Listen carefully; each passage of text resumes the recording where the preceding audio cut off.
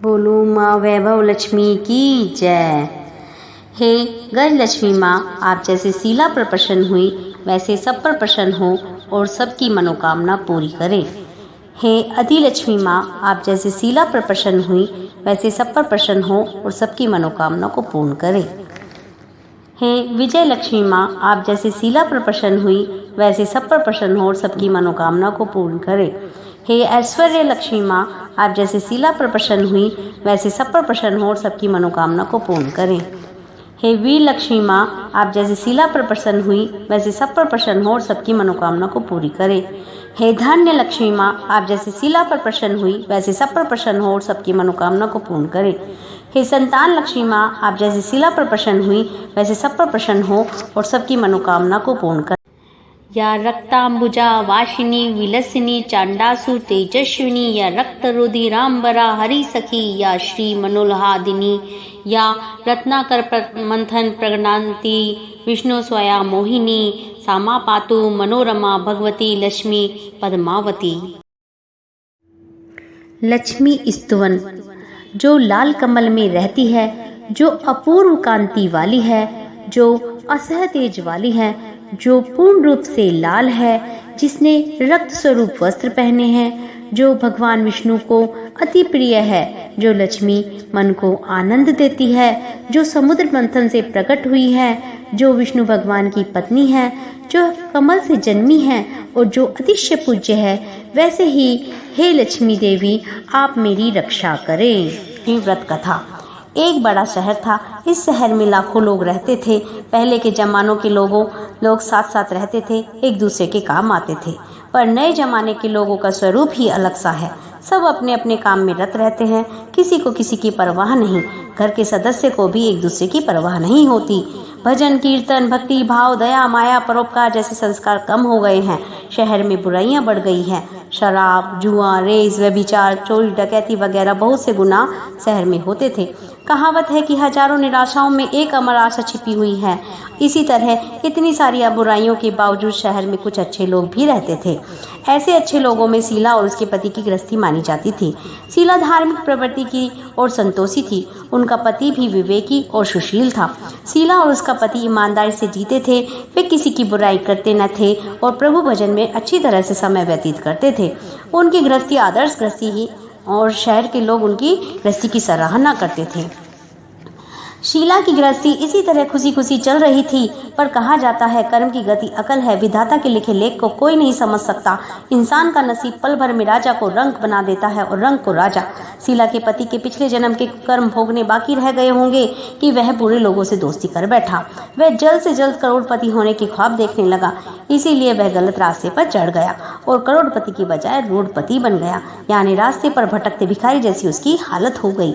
शहर में शराब जुआ रेस चरस गांजा वगैरह बदिया फैली हुई थी। उसमें शीला का पति भी फंस गया। दोस्तों के साथ उसे भी शराब की आदत हो गई। जल्द से जल्द पैसे वाला बनने के लालच में दोस्तों के साथ रेस जुआ भी खेलने लगा। इस तरह बचाई हुई धनराशि पत्नी के गहने सब कुछ रेस जुआ में गंवा दिया। इसी तरह एक वक्त ऐसा भी था कि वह सुशील पत्नी शीला के साथ मजे से रहता था और प्रभु भजन में सुख शांति से वक्त व्यतीत करता था। उसके बजाय घर में दरिद्रता और भूखमरी फैल गई। सुख के खाने के बजाय 2 वक्त भोजन के लाले पड़ गए और शीला को पति की गालियां खाने का वक्त आया था। शीला सुशील और संस्कारी स्त्री थी। उसको पति के बर्ताव से बहुत दुख हुआ, किंतु वह भगवान पर भरोसा करके बड़ा दिल रखकर दुख सहने लगी। कहा जाता है सुख के पीछे दुख और दुख के पीछे सुख आता ही है, इसीलिए दुख के बाद सुख आएगा ही। ऐसी श्रद्धा के साथ शीला प्रभु भक्ति में लीन रहने लगी। इस तरह शीला असहज दुख सहते सहते प्रभु भक्ति में वक्त बिताने लगी। अचानक एक दिन दोपहर को उनके द्वार पर किसी ने दस्तक दी।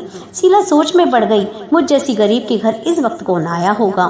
फिर भी द्वार पर आए हुए अतिथि का आदर करना चाहिए। ऐसे आर्य धर्म के संस्कार वाली शीला ने खड़े होकर द्वार खोला। देखा तो सामने एक माजी खड़ी थी।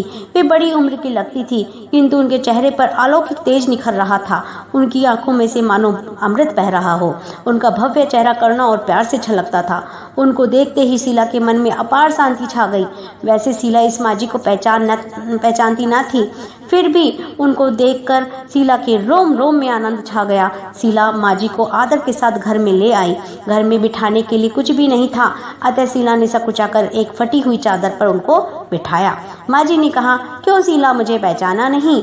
शीला ने सकुचाकर कहा, माँ, आपको देखकर बहुत खुशी हो रही है, बहुत शांति हो रही है। ऐसा लगता है कि मैं बहुत दिनों से जिसे ढूंढ रही थी वे आप ही हैं, पर मैं आपको पहचानती नहीं हूँ।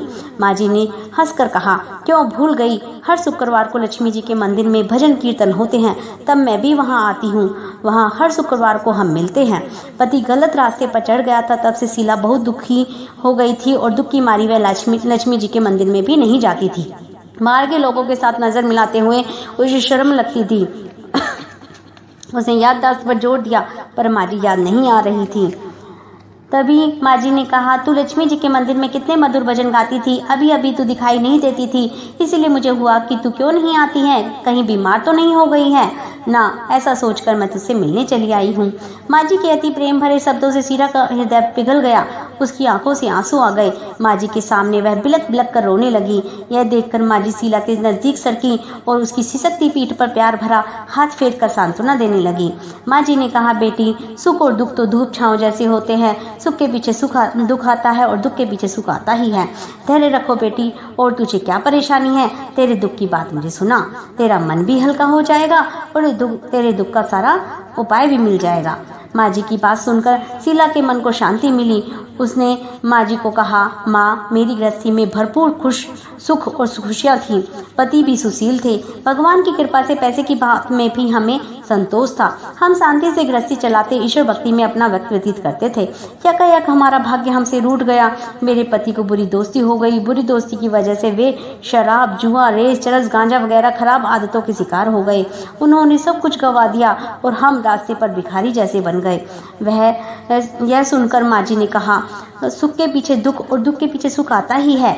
ऐसा भी कहा जाता है कि कर्म की गति न्यारी होती है। हर इंसान को अपने कर्म भुगतने ही पड़ते हैं, इसलिए तू चिंता मत कर, अब तू कर्म भुगत चुकी है, अब तुम्हारे सुख के दिन अवश्य ही आएंगे। तू तो माँ लक्ष्मी जी की भक्त है। माँ लक्ष्मी जी तो प्रेम और करुणा की अवतार हैं। वे अपने भक्तों पर हमेशा ही ममता रखती हैं। इसीलिए तू धैर्य रख के माँ लक्ष्मी जी का व्रत कर, इससे सब कुछ ठीक हो जाएगा। माँ लक्ष्मी जी का व्रत करने की बात सुनकर शीला के चेहरे पर चमक आ गई। उसने पूछा, माँ लक्ष्मी जी का व्रत कैसे किया जाता है, वह मुझे समझाइए, मैं यह व्रत अवश्य करूँगी। माँ जी ने कहा, बेटी, माँ लक्ष्मी जी का व्रत बहुत ही सरल है। उसे वरदाय व्रत, लक्ष्मी व्रत व वैभव लक्ष्मी व्रत कहा जाता है। यह व्रत करने वाले की सब मनोकामना पूरी होती है और वह सुख, संपत्ति और यश प्राप्त करता है। ऐसा कहकर माँ जी वैभव लक्ष्मी व्रत की विधि कहने लगी। बेटी, वैभव लक्ष्मी व्रत वैसे तो सीधा साधा व्रत है, किंतु कई लोग यह व्रत गलत ठीक तरीके से करते हैं, अतः उसका फल नहीं मिलता।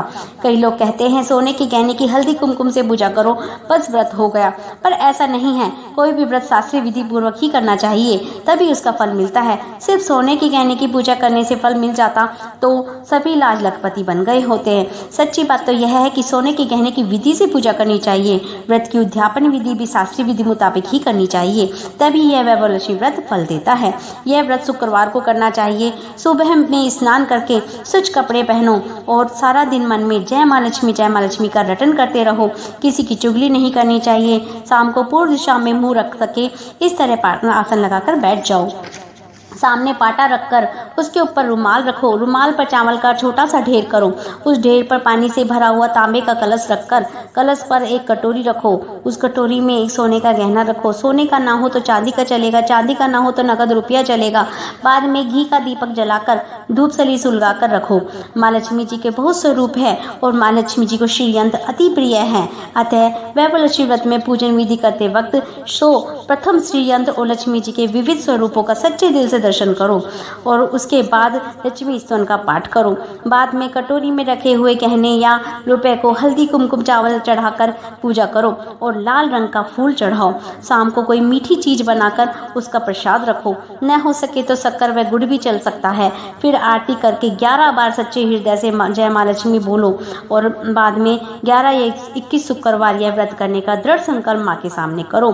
आपकी जो मनोकामना हो वह पूरी करने को माँ लक्ष्मी जी को विनती करो, फिर माँ का प्रसाद बांट दो और थोड़ा प्रसाद अपने लिए रखो।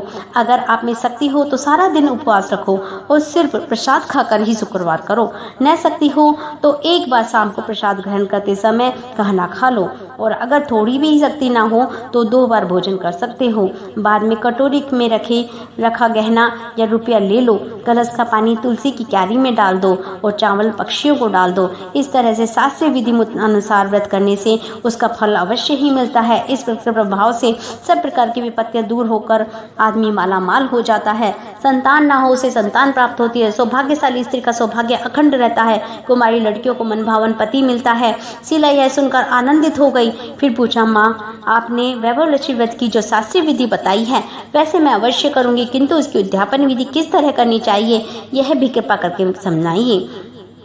माँ जी ने कहा, 11 या 21 जो भी मन्नत मानी है उतनी ही शुक्रवार यह वैभवलक्ष्मी व्रत पूरी श्रद्धा और भाव से करना चाहिए। व्रत के आखिरी शुक्रवार को जो शास्त्रीय विधि अनुसार उद्यापन विधि करनी चाहिए वह मैं तुझे बताती हूँ। आखिरी शुक्रवार को खीर या नैवेद्य रखो। पूजन विधि हर शुक्रवार को करते हो वैसे ही करनी चाहिए, और पूजन विधि के बाद श्रीफल फोड़ो और कम से कम 7 कुमारी सौभाग्यशाली स्त्रियों को कुमकुम का तिलक करके साहित्य संगम की वैभवलक्ष्मी व्रत की एक पुस्तकें उपहार में देनी चाहिए और सबको खीर का प्रसाद देना चाहिए। फिर धनलक्ष्मी स्वरूप वैभवलक्ष्मी स्वरूप माँ लक्ष्मी जी की छवि को प्रणाम करें। माँ लक्ष्मी जी का स्वरूप वैभव देने वाला है। प्रणाम करने के मन ही मन भावुकता से माँ की प्रार्थना करते वक्त कहें, हे माँ धनलक्ष्मी, हे माँ वैभवलक्ष्मी, मैंने सच्चे हृदय से आपका वैभवलक्ष्मी व्रत पूर्ण किया है, तो माँ हमारी मनोकामना को पूर्ण करो, हमारा सबका कल्याण करो। जिससे संतान न हो उसे संतान दो, सौभाग्यशाली स्त्री का सौभाग्य अखंड करो, कुंवारी लड़कियों को मनभावन पति दो। आपका यह चमत्कारी वैभवलक्ष्मी व्रत जो करे उसकी सब विपत्तियां दूर कर सबको सुखी रखना। हे माँ, आपकी महिमा अपरंपार है। इस तरह माँ की प्रार्थना करके माँ लक्ष्मी जी का धनलक्ष्मी स्वरूप को भाव से वंदन करो। माँ जी के पास से वैभवलक्ष्मी व्रत की शास्त्रीय विधि सुनकर शीला भाव विभोर उठी। उसे लगा मानो सुख का रास्ता मिल गया है। उसने आंखें बंद करके मन ही मन उसी क्षण संकल्प किया, हे वैभवलक्ष्मी माँ, मैं भी माँ जी के कहे मुताबिक श्रद्धा से शास्त्रीय विधि अनुसार वैभवलक्ष्मी व्रत इस 21 शुक्रवार तक करूंगी और व्रत की शास्त्रीय विधि अनुसार ही उद्यापन विधि करूंगी। शीला ने संकल्प करके आंखें खोली तो सामने कोई न था। वह विस्मित हो गई कि माँ जी कहाँ चली गई। यह माँ जी दूसरी कोई और न थी, साक्षात लक्ष्मी जी ही थी। शीला लक्ष्मी जी की भक्त थी, इसलिए उसने अपने भक्त को रास्ता दिखाने के लिए माँ लक्ष्मी जी देवी माँ जी का स्वरूप धारण करके शीला के पास आई थी। दूसरे ही दिन शुक्रवार था। सवेरे ही स्नान करके स्वच्छ कपड़े पहनकर शीला मन ही मन श्रद्धा से पूरे भाव से जय माँ लक्ष्मी का मन ही मन रटन करने लगी। सारा दिन किसी की चुगली नहीं की। शाम हुई तब हाथ पाँव मुँह धोकर शीला पूर्व दिशा में मुड़ कर सके बैठ गई।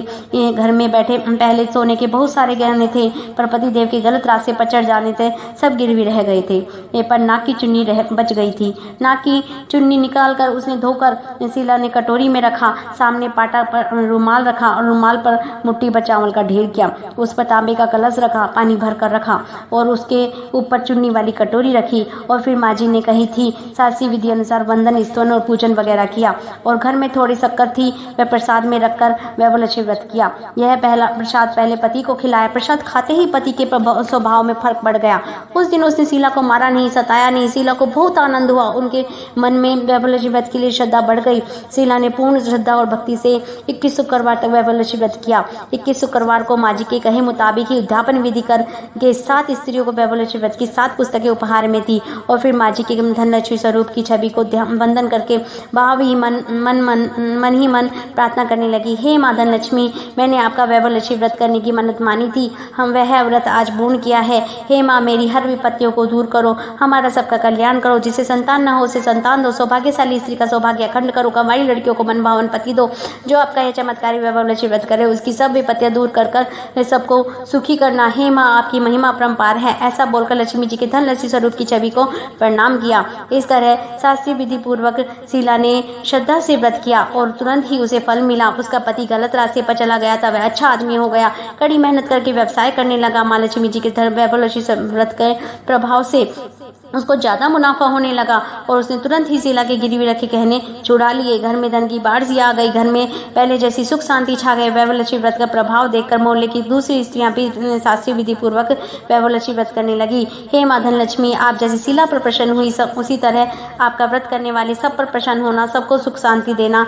जय धनलक्ष्मी माँ, जय वैभवलक्ष्मी माँ।